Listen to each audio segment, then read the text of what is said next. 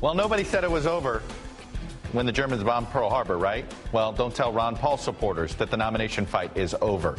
The Texas congressman is still in the Republican presidential race, and although his chances of winning the nomination are slim to none, he can still make things interesting, and here's how. Today we're doing a deep dive into Paul's bid to win delegates and influence in the party, and he's doing it a couple of ways. So when it comes to the head-to-head matchups, Paul, of course, is not farewell. He hasn't won a single primary or caucus on the nights that the primary or caucuses have been held. Currently, Mitt Romney has 856 delegates. Ron Paul estimated to be just 94.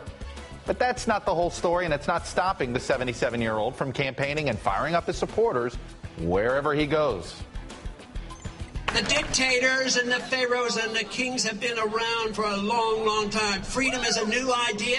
It was really developed in this country. We have lost our way, but we can find our way again, and that is what is happening. Thank you very much.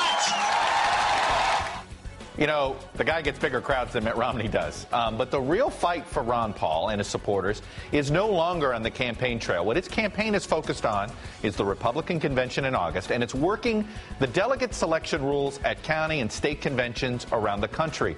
And boy, is it paying off. Take Maine, for example. Romney won the narrow victory in the February caucuses, but it was a non-binding election, as we told you then.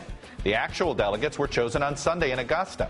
And guess what? 21 of the 24 went to Ron Paul. He won the state of Maine as far as the convention rules are concerned. It was a different strategy in Nevada, another state that Romney won back in February. Now, those caucuses were binding. So Ron Paul can't win the delegates for himself. But what did his supporters do? They can still get chosen as the delegates. And they did. They won 22 of the 25 spots up for grabs. So that means while they can't vote for Ron Paul at the convention on the first ballot, they can carry his ideology with them to Tampa. And that means something, and I'll explain. Same story in Massachusetts. All the delegates are pledged to vote for their former governor. But even in a state where Romney won more than 70% of the vote, it's Paul's supporters that are going to fill 16 of the state's 38 delegate seats. Now, Paul's supporters have even denied Romney's former lieutenant governor, Kerry Healy, the chance to be a delegate for Mitt Romney.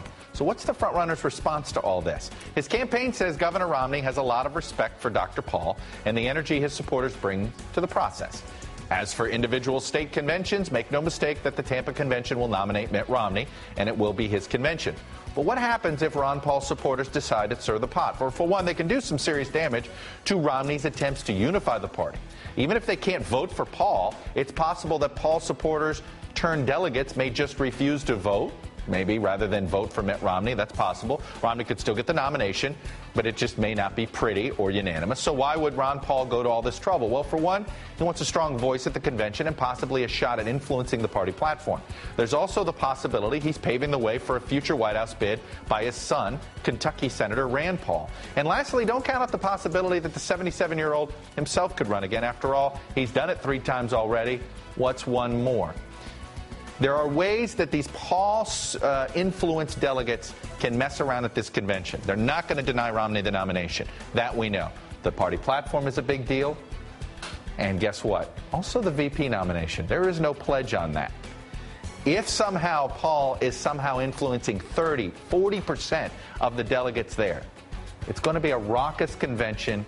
It's not going to make the prettiest of pictures that Mitt Romney's campaign would like to paint that week when it's supposed to be all about introducing the country to the Republican ticket.